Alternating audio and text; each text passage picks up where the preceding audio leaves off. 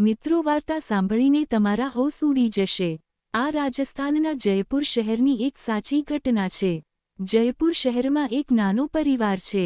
પરિવારના વડાનું નામ રાજ છે। તેમની ઉંમર લગભગ 50 વર્ષ છે। તેઓ એક મજબૂત વ્યક્તિ છે અને તે ગામના જમીનદાર પણ છે। ગામમાં તેમનો ખૂબ જ દરજ્જો અને ખ્યાતિ હતી, તેથી જ ગામના લોકો તેમનો ખૂબ આદર કરતા અને તેમની સમસ્યાઓ લઈને તેમની પાસે આવતા। તેમની પાસે ઘણા પૈસા હતા, ઘણી મિલકત હતી। તેમના ઘરે ઘણા બધા નોકરચાકર કામ કરતા હતા। તેમની પત્નીનું 5 વર્ષ પહેલા કેન્સરને કારણે અવસાન થયું હતું। રાજનો એકમાત્ર પુત્ર રમેશ 22 વર્ષનો હતો। તેણે પોતાનો અભ્યાસ પૂર્ણ કર્યો હતો અને એક કંપનીમાં એન્જિનિયર તરીકે કામ કર્યું હતું। રમેશ 22 વર્ષનો યુવાન હતો, તેથી તેના પિતા તેના લગ્નની ચિંતા કરતા હતા। તેઓ શક્ય તેટલી વહેલી તકે તેમના પુત્રના લગ્ન કરાવવાનું વિચારી રહ્યા હતા। તેથી તેમણે તેમના ઘણા મિત્રો અને સંબંધીઓને કહ્યું કે તેઓ તેમના પુત્ર રમેશના લગ્ન કરાવવા માંગે છે। જો કોઈ સારી છોકરી હોય તો મને કહેજો। મિત્રો, આ રીતે 3 મહિના પસાર થયા। હવે 3 મહિના પછી એક પ્રસ્તાવ આવ્યો। છોકરીનું નામ ટીના હતું અને તેની ઉંમર લગભગ 21 વર્ષની હતી। ટીના જોવામાં ખૂબ જ સુંદર હતી। બધા તેની સુંદરતાના દીવાના હતા, પણ ટીનાએ કોઈ પર ધ્યાન આપ્યું નહીં। હવે રાજ તેના દીકરા સાથે ટીનાને જોવા તેના ઘરે પહોંચે છે। થોડા સમય પછી જ્યારે ટીના રાજની સામે આવે છે, ત્યારે રાજ ટીનાને જુએ છે, ત્યારે તે તેને પહેલી નજરે જ પસંદ કરે છે અને ટીનાના માતાપિતાને કહે છે કે અમને તમારી દીકરી ગમે છે। પછી રાજ પોતાના ખિસ્સામાંથી 6000 રૂપિયા કાઢીને ટીનાના હાથમાં મૂકે છે અને તેને કહે છે કે આજથી તું અમારી વહુ છે। હવે આ બંનેનો સંબંધ પાક્કો થઈ ગયો છે અને આ રીતે લગભગ 3 મહિના પસાર થઈ જાય છે। 3 મહિના પછી તે દિવસ આવે છે જ્યારે રમેશ વરરાજા બને છે અને લગ્નની સરઘસ સાથે ટીનાના ઘરે પહોંચે છે। પછી રમેશ અને ટીનાના લગ્ન થાય છે। રમેશ ટીનાને પોતાની દુલ્હન બનાવે છે અને તેને પોતાના ઘરે લાવે છે।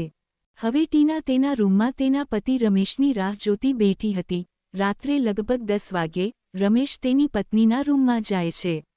જ્યારે તે તેનો પડદો ઊંચો કરે છે, ત્યારે તે તેને જોઈને ખુશ થઈ જાય છે, કારણ કે તેની પત્ની ખૂબ જ સુંદર હતી। પછી રમેશ વિચારવા લાગે છે કે આજે તે રાત ભવ્ય રીતે ઉજવશે। હવે પહેલાં તે ટીના સાથે વાત કરે છે, ટીનાની પૂછપરછ કરે છે, તેને પોતાના વિશે કહે છે। હવે વાતચીતમાં 2 કલાક પસાર થાય છે, પછી તેઓ એકબીજા સાથે રાત ઉજવવાની તૈયારી કરવાનું શરૂ કરે છે। પછી જ્યારે રમેશ ટીના સાથે રાત ઉજવે છે, તો 5 મિનિટમાં તેને રજા મળી જાય છે અને તે સૂઈ જાય છે। હવે ટીના વિચારી રહી હતી કે તે આ રાતને યાદગાર રાત બનાવવા માંગતી હતી, પણ મારા પતિએ મને સાથ ન આપ્યો। હવે તે પણ વિચારી રહી હતી કે આ પહેલી રાત છે। પહેલી રાતમાં જ વ્યક્તિને ડર લાગે છે। શું આ જ કારણ છે કે તેને 5 મિનિટમાં રજા આપવામાં આવી? શા માટે તેણે મને સાથ ન આપ્યો? હવે ટીના આ વિચારને મનમાં રાખીને સૂઈ જાય છે અને આગલી રાત આવવાની રાહ જોવા લાગે છે। પછી જ્યારે આગલી રાત આવે છે, તો રાત્રે 9 વાગ્યાની આસપાસ ટીના તેના રૂમમાં બેઠી હતી અને તેના પતિના આવવાની રાહ જોઈ રહી હતી। પછી રાત્રે 9 વાગ્યાની આસપાસ રમેશ ટીનાના રૂમમાં જાય છે અને સૂવા લાગે છે। પછી ટીના તેને કહે છે, શું તું સૂઈ રહ્યો છે? હું ઈચ્છું છું કે તું મને પ્રેમ કરે, મારી ઈચ્છા પૂરી કરે। ગઈકાલે આપની રાત હતી, હું આ રાતને યાદગાર બનાવવા માંગતી હતી, પણ તમે મને સાથ ન આપ્યો અને 5 મિનિટમાં જ તમે રજા આપીને સૂઈ ગયા। છેવટે મારી પણ કઈ ઈચ્છાઓ છે, મારી પણ જરૂરિયાતો છે। જો તમે આ બધી પૂરી નહીં કરો તો કોણ કરશે? પછી રમેશ તેને કહે છે કે મને ઊંઘ આવી રહી છે, હું થાકી ગયો છું, તું પણ સૂઈ જા, હું પણ સૂઈ રહ્યો છું। હવે ટીના તેની વાત માની લે છે અને તે પણ સૂવા લાગે છે। રમેશ દરરોજ કોઈને કોઈ બહાનું કાઢતો હતો। તે ટીનાને કહેતો હતો કે ક્યારેક મને ઊંઘ આવી રહી છે, ક્યારેક હું થાકી જાઉં છું, ક્યારેક મને સારું નથી લાગતું। આ રીતે 15 દિવસ પસાર થાય છે। એક દિવસ રાત્રે 11 વાગ્યાની આસપાસ ટીના રમેશ સાથે ઝઘડો કરવા લાગે છે। તેને બધી પ્રકારની વાતો કહે છે અને કહે છે કે તું અલગ છે, કંઈ તારા નિયંત્રણમાં નથી। તે મારું જીવન બરબાદ કરી દીધું છે, મારી કોઈ કિંમત નથી. જો મને ખબર હોત કે તું આવો છે તો હું તારી સાથે લગ્ન ન કરત. હવે તેના સસરા બહાર ઊભા રહીને આ બધું સાંભળી રહ્યા હતા. હવે ટીના તેના પતિને બધી પ્રકારની વાતો કહી રહી હતી. તે તેને ઠપકો આપી રહી હતી, તેના પર ગુસ્સે થઈ રહી હતી. પછી રમેશ ટીનાને કહે છે કે મેં ઘણા ડોક્ટરોની સલાહ લીધી છે, ઘણી દવાઓ પણ લીધી છે, પણ જ્યારે તેમને કંઈ થયું નથી. તો હું શું કરી શકું? પછી ટીના તેને ઘણા શબ્દ કહે છે અને બહાર નીકળી જાય છે. પછી તે રસોડામાં જાય છે, શાકભાજી ઉપાડે છે અને ત્યાં જ તે શરૂ કરે છે. પછી થોડીવાર પછી તેના સસરા રાજ રસોડામાં આવે છે અને જ્યારે તે તેની પુત્રવધૂને આ બધું કરતી જુએ છે ત્યારે તે અચંબિતમાં પડી જાય છે, તે સ્તબ્ધ થઈ જાય છે. જ્યારે ટીના પણ તેના સસરાને જુએ છે ત્યારે તે પણ તેમનાથી શરમાય છે અને તેના રૂમમાં જઈને સૂઈ જાય છે. પછી બીજા દિવસે સવારે 10 વાગ્યે રમેશ તેની ઓફિસ માટે તૈયાર થાય છે. તેની પત્ની તેને ટિફિન આપે છે અને તે તેની ઓફિસ જવા નીકળી જાય છે. પછી ટીના રસોડામાં જાય છે અને ખાવાનું બનાવવાનું શરૂ કરે છે. પછી થોડીવાર પછી રાજ આવીને એક જગ્યાએ બેસે છે. પછી તે તેના નોકરને તેના માથા પર માલિશ કરવાનું કહે છે.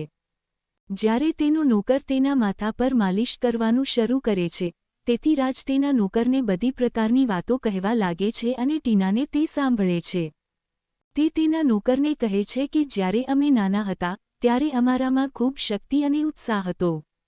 જો અમે ક્યારેય કોઈને પકડી તો અમે તેમને ક્યારેય જવા દેતા નહીં. અમે જેની પણ ઈચ્છા પૂરી કરતા તે પોતાની ઈચ્છા પૂરી કરાવવા વારંવાર આવે. જ્યારે ટીના તેના સસરા પાસેથી આવી વાતો સાંભળે છે ત્યારે તે હસવા લાગે છે. પછી થોડીવાર પછી રાજ તેના નોકરને બજારમાં જઈને બજારમાંથી શાકભાજી લાવવા કહે છે. પછી તેનો નોકર બજારમાં જાય છે. પછી થોડીવાર પછી રાજ તેની પુત્રવધૂ ટીનાને કહે છે, પુત્રવધૂ, મારા માથામાં થોડો દુખાવો થઈ રહ્યો છે, કૃપા કરીને મારા માથા પર માલિશ કરો. પછી ટીના તેના સસરાના માથા પર તેલથી માલિશ કરવાનું શરૂ કરે છે. રાજને ખૂબ મજા આવી રહી હતી. તે ખૂબ જ ઉત્સાહિત થઈ રહ્યો હતો. તે ધીમે ધીમે ટીનાની નજીક આવી રહ્યો હતો અને ટીના પણ તેનો વિરોધ કરતી ન હતી. હવે રાજની હિંમત વધુ વધી ગઈ હતી. તે તેની પુત્રવધૂને પોતાના હાથમાં લે છે અને તે તેને લઈને રૂમમાં લઈ જાય છે. ટીના ઈચ્છતી હતી કે તેના સસરા તેની સાથે કંઈક કરે, તેથી જ ટીના વિરોધ કરતી ન હતી. હવે રૂમમાં ગયા પછી આ બંને ક્રિકેટનો ખેલ શરૂ કરે છે. હવે આ રીતે 2 કલાક પસાર થાય છે. પછી બંને દૂર થઈ જાય છે. હવે જ્યારે પણ તક મળે છે ત્યારે તેઓ આ રીતે એકબીજા સાથે મેચ રમતા.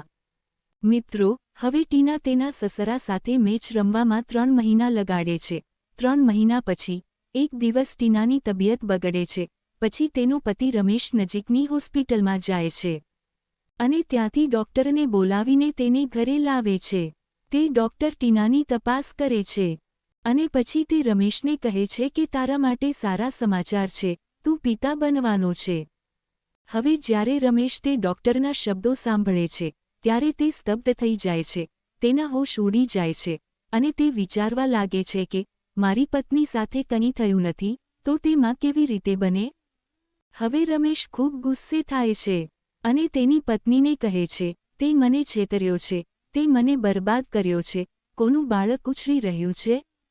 હવે તે તેની પત્ની સાથે સારું નથી કરતો અને તેને બધી પ્રકારની વાતો કહે છે. અને જ્યારે મામલો હાથમાંથી નીકળી જાય છે ત્યારે રાજ તેના પુત્રને કહે છે, તું જાણવા માંગે છે કે તેનામાં કોનું બાળક ઉછરી રહ્યું છે? પછી હું તને કહીશ. પછી રાજ તેને કહે છે કે તારી પત્નીના માં ઉછરતું બાળક મારું છે. જ્યારે રમેશ તેના પિતા પાસેથી આ સાંભળે છે ત્યારે તે સ્તબ્ધ થઈ જાય છે અને તેના પિતાને કહે છે કે મારી પત્નીએ મને જ નહીં પણ તમે પણ મને દગો આપ્યો છે. તે મારું જીવન બરબાદ કરી દીધું છે, તે મને બરબાદ કરી દીધો છે. હું તમને બંનેને છોડીને પોલીસમાં ફરિયાદ કરીશ. પછી બંને ડરી જાય છે અને રમેશને સમજાવવાનો, તેની માફી માંગવાનો પ્રયાસ કરે છે પણ તે સાંભળતો નથી અને પોલીસને બોલાવે છે. થોડા સમય પછી પોલીસ તેમના ઘરે આવે છે અને પોલીસ રમેશને પૂછે છે કે શું વાત છે. પછી રમેશ પોલીસને બધું કહેવાનું શરૂ કરે છે અને કહે છે કે મારી પીઠ પાછળ આ બંનેએ ક્રિકેટ મેચ રમ્યો છે, મને છેતર્યો છે, જેનું પરિણામ મારી પત્નીમાં ઉછળી રહ્યું છે. પછી પોલીસ બંનેને પોલીસ સ્ટેશન લઈ જાય છે. હવે પોલીસ ટીનાની પૂછપરછ કરે છે અને પૂછે છે કે શું તમે આ બધું સ્વેચ્છાએ કર્યું છે કે પછી ટીના પોલીસને કહે છે કે આ બધું મારી સંમતિથી થયું છે. હવે પોલીસ શું કરી શકે જ્યારે બંનેએ પોતાની મરજીથી બધું કર્યું? ત્યારબાદ બંનેને છોડી દેવામાં આવ્યા. આવી જ સ્ટોરી સાંભળવા માટે ચેનલને સબસ્ક્રાઇબ અને વિડીયોને લાઇક કરજો મિત્રો. ધન્યવાદ.